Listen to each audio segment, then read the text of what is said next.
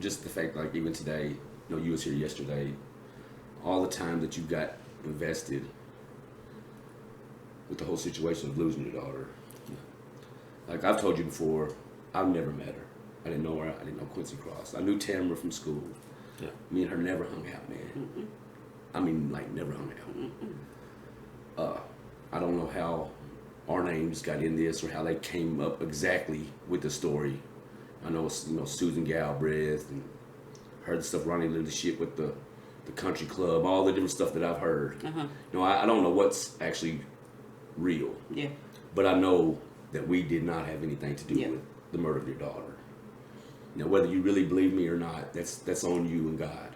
Yeah. Mm-hmm. But I am also just thankful that you are here, still seeking the truth. Yes. That's what we want. I'm scared to death that the only way our names are going to get cleared is if somehow we find out and get a conviction on who did do it. Yeah. Now, I do want justice for your daughter, but I also want justice for myself. Absolutely. And I just hate that it's so intertwined to where it feels like we have to find the real killer to release all of us. Yeah. Does that make sense at all? Yeah, that makes sense. Yeah. That makes sense. And I can't imagine what you went through. I just know what I've went through. Like I told you before, I got daughters. I got 3 of them. I cannot begin to imagine losing one of them, especially in a horrific way, or any way for that matter. And I can't comprehend it. But I know I spent 7 years in prison, innocent.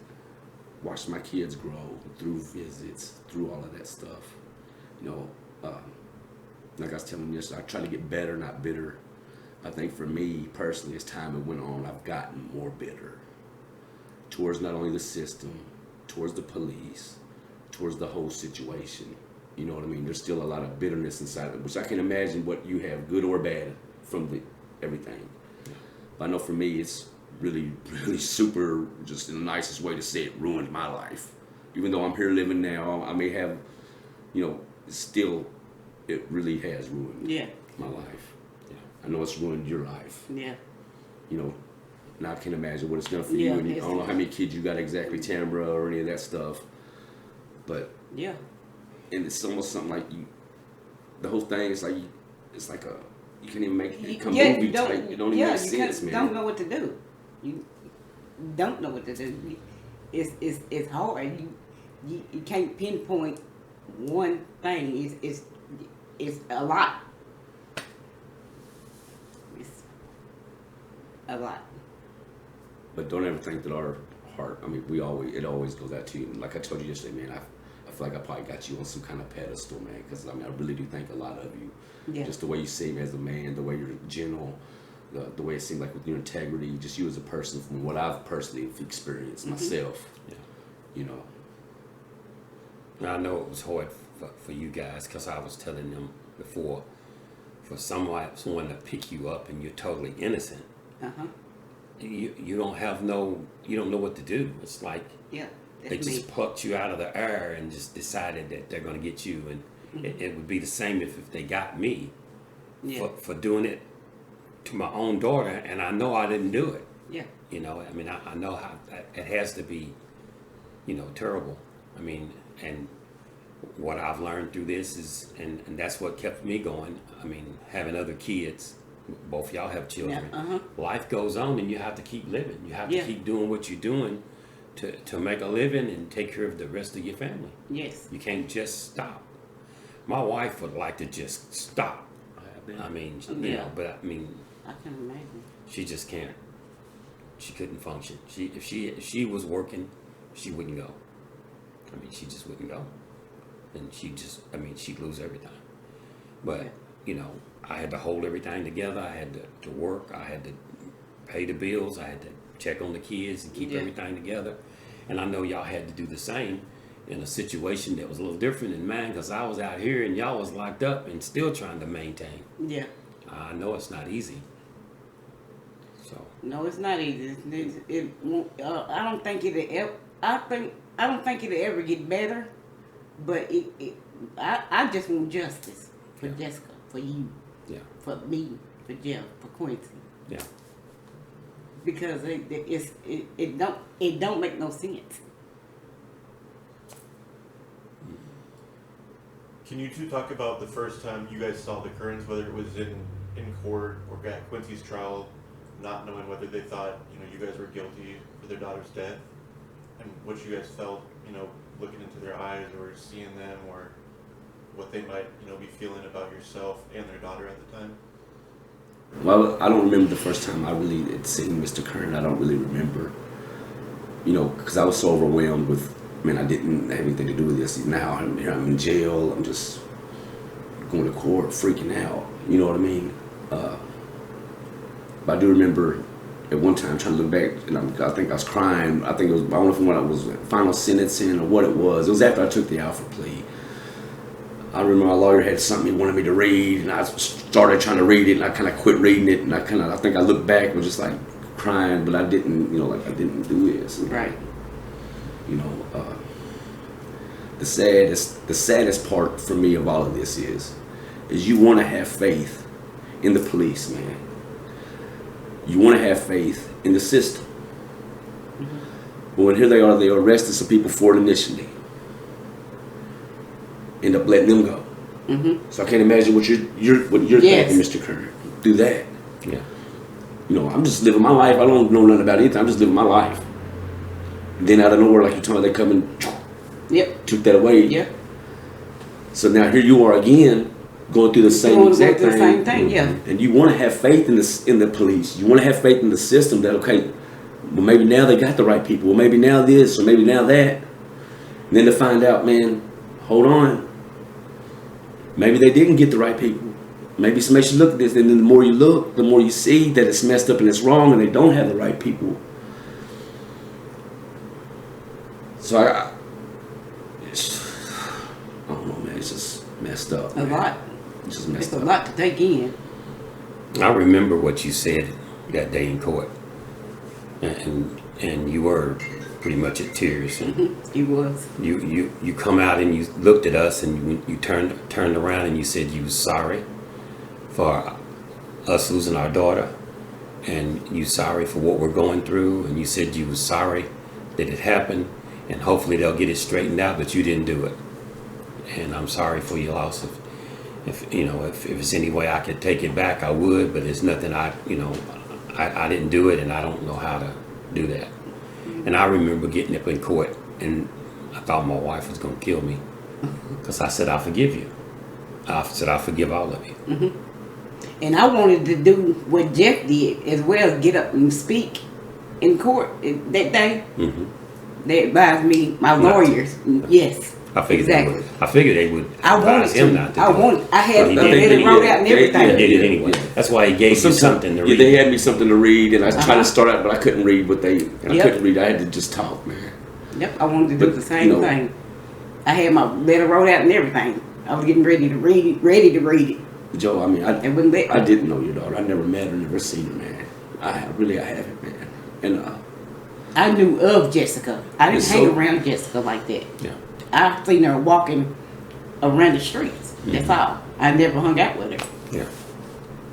She went to my mother's when my mother was teaching GED classes. Mm-hmm. That's the only time I seen her. Mm-hmm. Like Victoria, I don't know who she was. Right. I knew Rosie Chrysler, who was in Caldwell. Never hung around her, never messed with her. Knew you from school. Uh-huh. Never hung around. Yeah. And for them to just pick us out of the air, basically, and charge us with this, it's like, my mind was like in 1,000. When they told me what my mind was, I was like, what? I was white as his shirt. Yeah. And I know for me, even now, it feels like it's, I don't want to say not real, because it's definitely super real. Yeah, super real. But it's almost like ever since 2007, for me, everything seemed like an outer body experience. Like I'm seeing it from a different view. Yeah. I don't know what to do. That's why, I'm here with doing this. I don't know much about the court stuff. I don't even really know a whole lot about exactly what they're saying really happened. But I do know, like I was telling Quincy on the phone a while ago, which I think was the first time we had a full phone call, where actually had a whole conversation with the guy. But, the the facts, the real facts, and the real truth will always be the real truth, no matter how covered up it gets. That's one thing that they cannot take away from me is I do know I'm innocent. Whether you know or they know or whoever knows, Jessica knows I'm innocent. Yes. You know what I mean? Say the same and thing. the people that they are saying did this with me know that we're innocent. Yep. Yeah.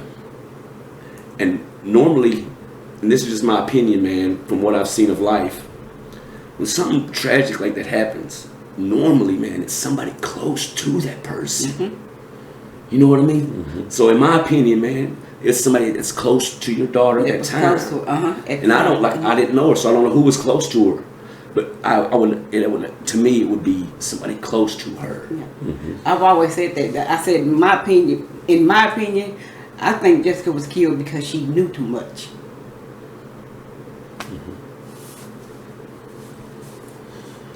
Joe, can you talk about how you felt when you heard them being convicted and then heard their sentences? Well, like I said, I knew that they had taken an alpha plea, and they explained to me at that time what that meant, which means they can't prove that they're innocent, but you can't prove that they're guilty, which means you don't really get to the truth. I wanted to see the trial go on and go through and see the truth. I wanted to see the truth come out. I wanted to know for sure, not they can't prove it and you can't prove it. So it's kind of a Unresolved. nobody really sure, what really did take place. Right. I mean, you can't. They can say I didn't do it, and since you can't prove that they did it, you don't really know if it ever happened or not. But if you get a real conviction, then they got the proof, they got the evidence, they got everything that they need. They never had that. No. So when I heard the sentences, I'm thinking, I don't know what they know that I don't know. I don't know how they come up with what they come up with. And I've been waiting 7 years. We're going to take what we can get. But, I'll be honest with you, my wife wanted to take whatever she could take because they pretty well. She's tired. They pretty well explained to her that if these people get off, you may not ever get anybody. And I'm like, no, I want to see the full trial. I'd rather see them go through all of it. But they said, well, we may not be able to get that. You better take the alpha plea. And they explained it to us. It's like they wanted the death penalty, and they wanted us to take the death penalty. And I don't believe in the death penalty, and I didn't want the death penalty. I didn't ask for death penalty, but that's what they wanted me to ask for. Yeah. Which I know initially, which I did almost 2 years in jail. During that time period, I did take a polygraph test, did a bunch of different stuff, and I just knew, because I am innocent, I'm going home, right? But when I see Quincy go to court, I see it on TV, and I think I talked about this yesterday and today, when they came back with a guilty verdict, I'm like, on the inside of me, it broke everything inside of me, because I'm like, how is this even possible? That they find him guilty, which I wasn't at the trial or any of that stuff, so I don't know what all transpired in there. All I know is I'm innocent. And I sit there and see this guy that they're saying I did this crime with get found guilty of something I know that did not happen. Yeah. So on the inside of me, it took everything and just broke it all into pieces, even more than what it already was. And I'm like, what now? My world is really, really crashing down. Right. I'm never gonna get out of here. I'm never gonna be at home. I'm never gonna get to see my kids grow up. So even after that, my lawyers, it seemed like we're still ready. Everything's good. So I'm like, all right, cool. And then as time went on, man, they came back and they switched it around on me. So it's like my life was in their hands. I'm supposed to be trusting these people with all this stuff. And they're telling me, yeah, we're ready. They believe in my innocence and all this stuff. And then for them to say, hey, man, instead of doing that, we're going to do this. Let's do this and stuff. So I'm like, well, I'm getting confused. I'm hurting from the stuff that happened with Quincy. Me too. I'm thinking, oh my God, they're going to throw me in there forever too. Yes. I didn't even do this. I didn't think I was ever going to get to come home and see my kids grow up. So, and the lawyers, the way they kind of pressured me on it, it probably wasn't right. I don't really remember exactly just because I was feeling all kinds of emotion. The main thing they told me with the alpha plea is you're not admitting you've done anything wrong, but there's a possibility they could convict you of this. So at the time, I'm thinking, man, I'm either gonna be like Quincy and get forever, or I can take this Alfred plea and get out have and a chance yeah. and have a chance to be with my family. Yeah. My uncle, everybody, they wanted me to go to trial. I was And ready. every day of my life, even right now, man, every day I question whether I made the right decision or the wrong decision. Because I mean, that's over my head. You know, even though I am free, that's over my head. So I'm not 100% free, so to speak. That's the thing they don't tell you about an alpha plea, because it's going to follow you from now on. Right. And that's what I don't like about it. I wish there was no such thing as an alpha plea, because you really don't never get to the truth. And the general population, here's what they think. Well, if they're admitting it, because you have to admit it to get an alpha plea. You have to say, I did it. And if you say that, there's no way you'll ever convince everybody that you're innocent. Well, I've never said that I did it. Right. I mean, I've never but said basically, when they'll what tell they're you, saying. when you take an alpha plea, you're admitting it to doing it. That's what the alpha plea is. That's one thing they didn't explain nothing. No. My lawyer didn't explain any of that to me. And you're scared about what happened to the first guy getting life without the possibility. I don't want that.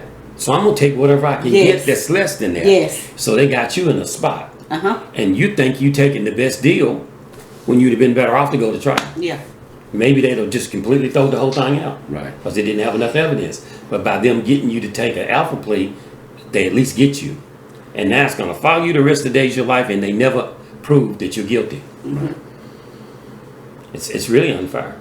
It really is. And another thing that's real scary to me, even now, is the more that things have been looked into and seeing the police corruption or the possibility of all these different things that's happened, man. Because it's kind of like them investigating themselves. You know what I mean? Like, like, how can you? It's almost like, how can you go to war with somebody that's already has everything? They're the jurors. They're the everything. Yeah. You know what I mean? The judge, the lawyers, the police. It's all the same group. So you ain't gonna believe this. I said that to the prosecutor. How can the police investigate the police? Because right now I'm hearing the police are involved, but the police are the ones that's investigating. Right. That won't work. That's why I wanted another agency. I asked for the FBI. They wouldn't send them. We ended up with state police. And then later on we ended up with KBI. And I was still asking for FBI out of Washington, D.C. They didn't even know none of these people. That way they'd come in with a clean slate. Right. And, do the right thing. Never happened. I was promised a lot of stuff. I was promised forensics teams that would come in and do all the DNA. Specialists that would come in and kind of reenact everything and show you what happened and what could have happened and what didn't happen. None of that ever happened.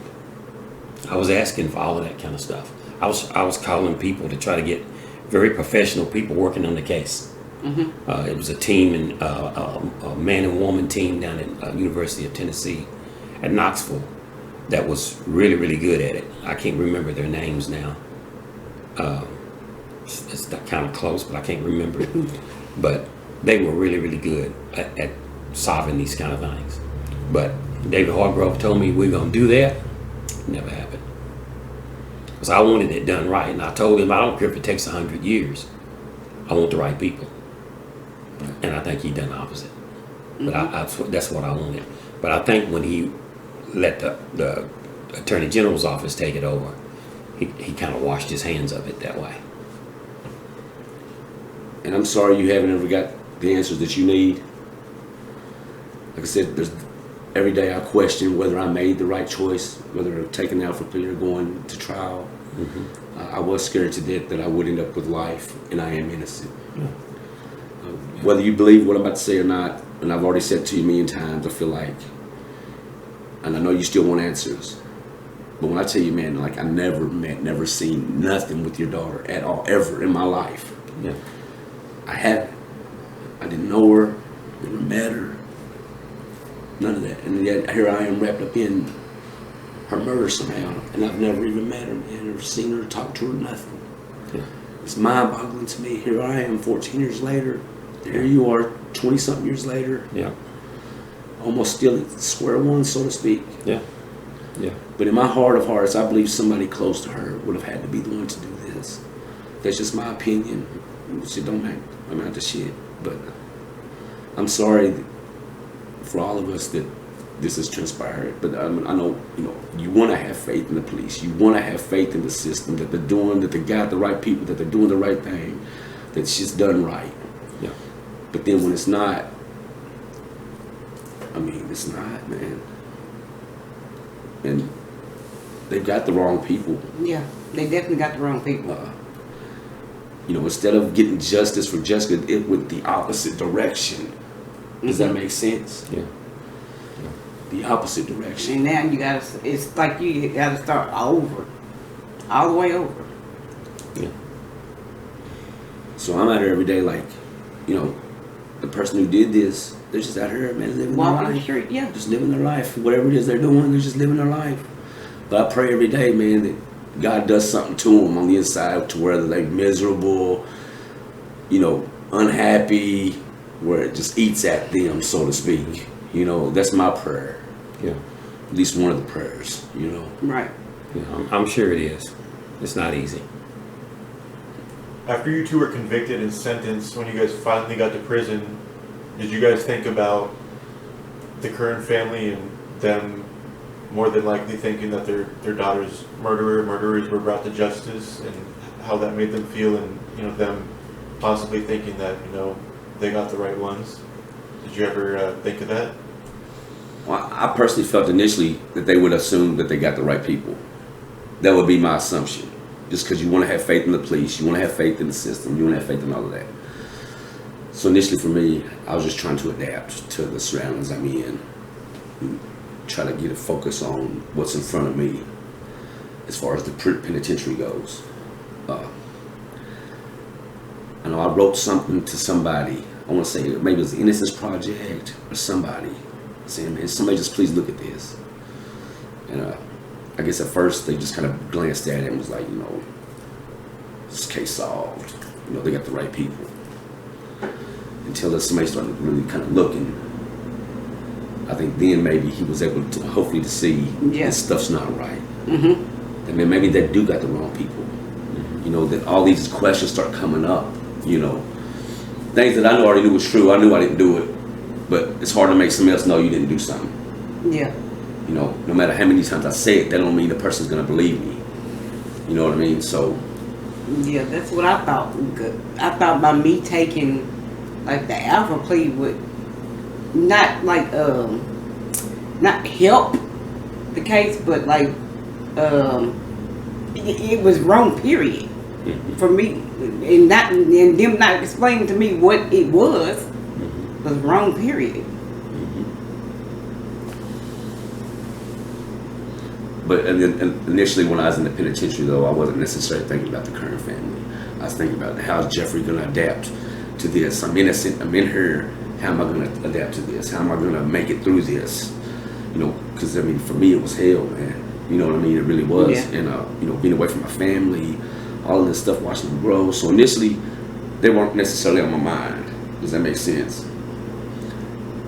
So, I felt bad for what had happened with Joe and Jessica and all your whole family, but at the same time, I'm like, man, shit ain't right for me now. You know what I mean? Yeah, they got the wrong. I'm in here and I shouldn't be in here, so things are wrong for me now. And just trying to figure out a way to try to find us somebody to help. And I think it kind of started with the Innocence Project a little bit. And I'm not even sure how you and my uncle got to talking and stuff. Mm-hmm. So I think a lot of just through time, layers have been opened and getting to see what didn't happen or what did happen or whatever, Or your uncle come into it trying to help you. And then as he started looking at the case with the background he has and intelligence that he has and the time he put into it, he began to see what I saw is that this can't be right. It's not leading. If you follow the evidence, you don't go to the people that they got. You go someplace else. Mm-hmm. Just like you said, Why would somebody that don't even know her, for instance, maybe like Quincy, Right. he didn't go to school with her. He didn't Right. live in this place. He No. probably had never seen her much. She's a country girl. She didn't go to Mayfield. She went to county school. He probably never seen her twice in his whole life. Maybe not at all. And all at once now he's killed her. Well, I mean, we don't know. I mean, if it was a murder for hire, maybe. But is he a professional assassin? And who would hire him to do a professional murder? Why wouldn't you hire a professional? Right. So that don't make sense either. So, you know, and as he got into it and got to looking at it, he said, you know, this ain't right. I want to help you, Joe, find the truth. And so he got to digging and he dug some more, and then Noble got involved, and then more people. Because Mr. Lawson was already involved. Yes. He got hooked up at the BP station, and the tape came up missing, and he was talking to the ex-detective, and then he kind of pulled into it, and he started getting in, and then they picked up. Mr. Lawson would go, after we did our protest, there was no more protest for a while. Mr. Lawson would get his signs. Mm-hmm. Tamara would go with him sometime, and they'd march around the courthouse to get attention. Yeah. They arrested her. Yeah. So that took care of her marching. And then Mr. Lawson, he was marching with a sign last year. Still. Wasn't he? Yes, he was. Him and my brother was out there last year marching Yep, with a sign. They sure was. Justice for Jessica. For days. Yes. They did. Yes. Mr. Lawson's have been extremely dedicated to Yeah, this. he had. Yeah. And he's got Yes, all he that had. paperwork because she was involved, and he Yep. got everything he could to try to clear her. And then he got to dig into it like Mr. Poole. I'm like, man, this ain't right. We need to find the truth. And and then when Noble got into it, he started digging and working on it. And he's like, man, this ain't right. I know at one time they banned John Lawson from coming into the courtroom. Yeah. Did they give a reason as to why? Nope. Mm-hmm. They just banned him from coming to the courtroom. Right, from always being around, always being right there in their face, you know. Yeah. Can you go off that and talk about the harassment he's had over the years because of this case? Oh, they harass him all the time. He's gotten they sent him just recently. They sent him a paper where it said that he had five traffic violations, and he was like, "What are you talking about? I don't even drive like that." Yeah, they harass him all the time. They sometimes the police would come to the house for nothing. They would say they're there for another reason, but we know, well, y'all here for nothing. Y'all come for nothing. I guess they checking up on them or whatever. But yeah, they used to stop him all the time too. They still harass him to this day. They do. Can you say at first whether it was anybody that, you know, Steger, Wise, O'Neill, so on and so forth, anybody that was harassing him at first? I'm not sure. I don't think they were harassing him at first. But as the years went on, they was harassing him, you know, like a whole lot. Yeah, it would get to where sometimes they would follow him to wherever he's going. Like one time, I was taking him to the store. I watched. They followed him. They followed us from the house all the way to this store, and just sat in the other in the parking lot and just watched us the whole time. Yeah, they harass him all the time. Have you ever had any type of harassment in your family or anything related to the case? Not related to the case. I haven't. No. Not that but like, you know, I don't live in Mayfield. So no, I haven't personally. Well, I don't know if he'll remember this, but one of the first times we met at Mr. Poole's house, I told him, I said, now you watch, some of the police will come by or something. He said, I doubt they'll come down through here. This is a dead-end street. You know where he lives. Yeah. You know where he lives. Policeman came down there and turned around and left.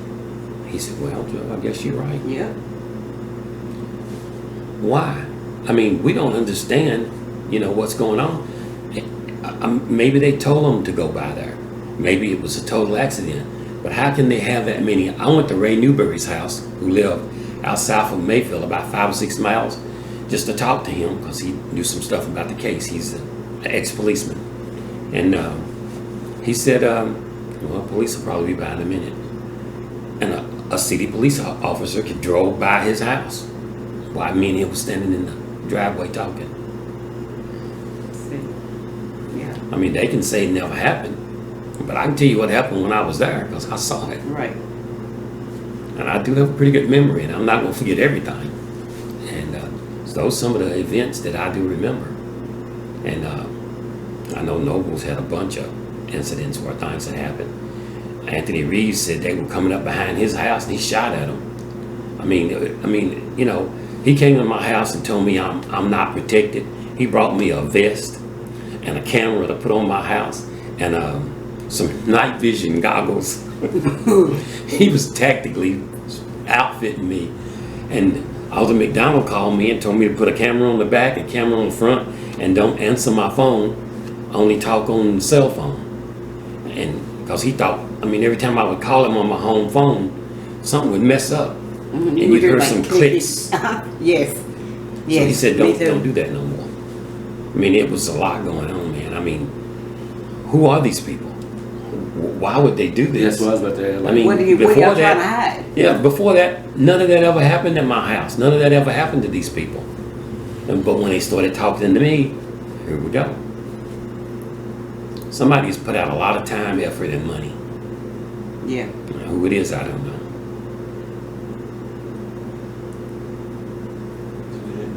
Yeah, that was. Thank you guys.